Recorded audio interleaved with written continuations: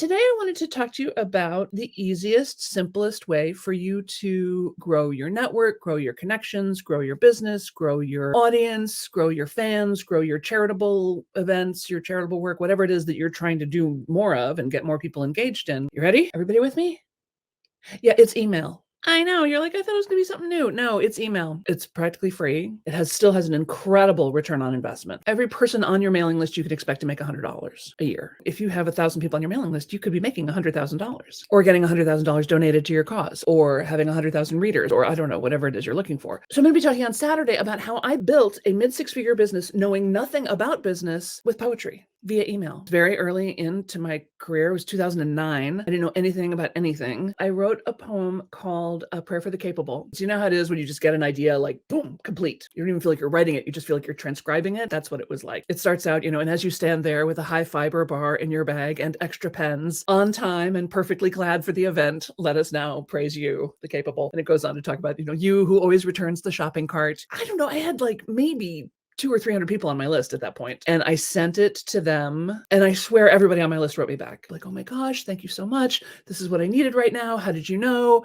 I'm that person, or my mom is that person, or my kid is that person. Thank you so much. I was so moved. I had never thought about email as this kind of bridge making device before. And I was like, oh, right. Because it's mail. We send letters back and forth. We send postcards back and forth. Communication is not one way, it's two ways. From that moment on, I started to create all of my emails as though everybody was going to write me back, as though I was writing specifically to you and your heart and where you are right now. And I still get emails all the time from people who say, I know you are sending this to tens of thousands of people, and yet I still feel like you wrote it especially for me. I want you to have this same opportunity. I think you too can learn how to use email in a way that does not feel pushy or shovey or salesy or creepy. You don't have to be a great writer. You don't have to write a lot, but it's just this unbelievable tool that everybody has access to. People check their email something like 36 times a day or something. And I know you feel like, oh, it's too much email. I don't want to be a part of that. Reconsider, because you know the emails that you're like, oh, I got an email from so-and-so. Oh, I want to check and read what that is. The key is not to not send email. The key is to send email that is compelling, that is heartfelt, that is interesting, that is moving, that is valuable to the receiver, not valuable to you, valuable to the person receiving it. Think of it as a gift. What do we give people when we give them gifts? We give them something that we want to share with them. We give them something we think they would love. We give them something that will delight them, that they wouldn't maybe buy for themselves, right? How can we think of email as a gift? How can we think of email as an opportunity? How can we think of an email as a vehicle for poetry, for spirituality, for hope, for good news, for good people doing good work? That's you. You are a good person doing good work. And the world needs more of you, not less. You all shrink back from sharing about your stuff because you get shy. I get it. I get shy too, super shy. But I will tell you something. I just sent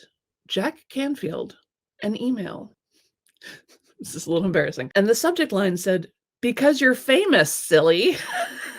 The text of the email said, Dear Jack, I hope you won't find it too starfucky of me if I ask you to endorse my next book.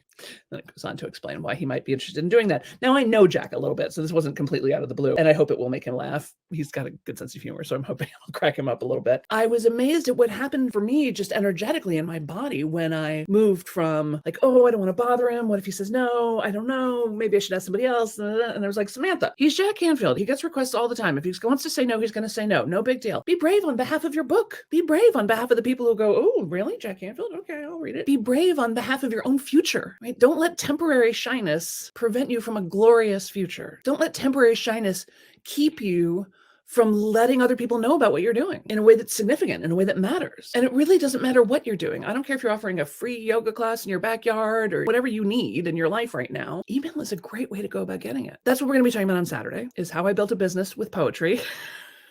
And you can too.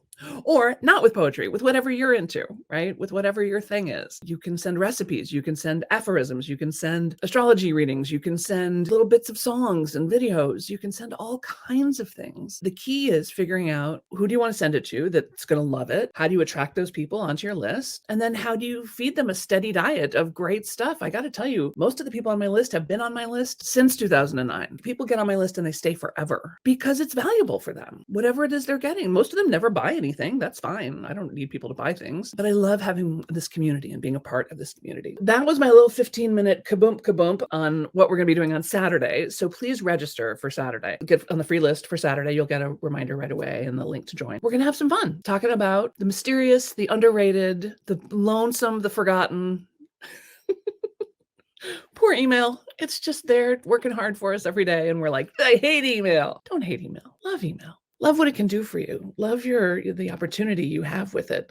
Love what you can share with it. I will also be sure to give you some copies of those poems if you would like on Saturday. So if nothing else, sign up to get the poems. If we start thinking of email not as something that we bombard people with, but rather as a part of a conversation, a way to initiate a conversation, a way to get closer to people, a way to give people a moment to breathe and to rest, a moment of kindness and thoughtfulness. therealsambennett.com/bunny, because it's cute. What if you don't have an email list? Well, that's what this will show you how to build one. You got to start somewhere. We need people. We're tribal animals. We need our groups.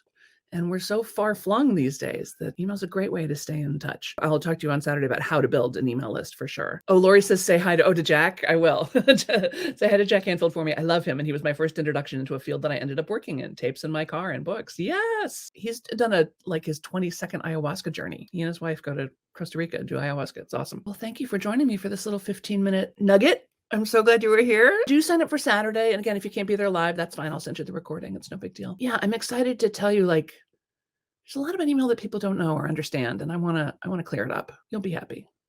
I promise. So let's do one more breath to close out this particular circle. Let's inhale, 2, 3, 4, hold, 2, 3, 4, 5, 6, 7, out, 2, 3, 4, 5, 6, 7, 8. Thank you. Thank you for doing that with me. Oh, hi, Archie.